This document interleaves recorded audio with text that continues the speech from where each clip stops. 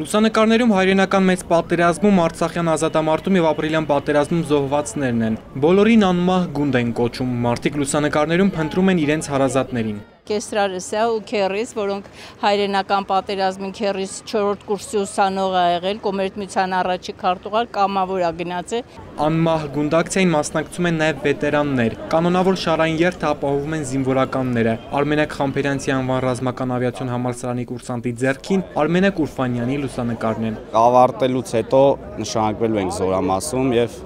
կարող ենք եւ սենց ասել, որ նմանակվենք իրան, լինենք լավ հրամանատար։ Ոստիկանները քայլերթն ուղեկցելուց բացի նաև մասնակցում են։ Սոֆիա Մկրտչյան իր պապիկի նկարը փնտրեց եւ գտավ ուրիշի ձեռքին։ Ոստիկանության ակադեմիայի սանի համար տարբերություն չկա, թե ում լուսանկարն է իր ձեռքին։ Բոլորն մեր ազգի նվիրյալներն են եւ մեզ համար են կերտել այն պատմությունը, որ մենք ունենք այսօր։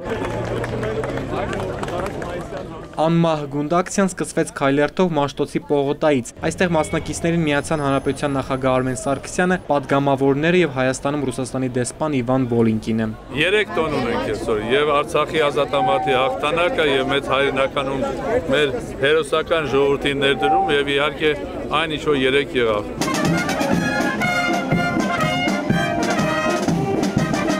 Ակցիայի մասնակիցները քայլերթով անցան Ամիրյան, Նալբանդյան, Թումանյան եւ Աբովյան փողոցներով։ Քայլերթի առջևում արտակարգ իրավիճակների նախարարության փողային նվագախումբներ։ Վերջնակետը Հանրապետության հրապարակներ։ Վիտալի Գրիգորյան, Գորգ Ստեփանյան, Խաչատուր Եսայան, ժամը լրատվական։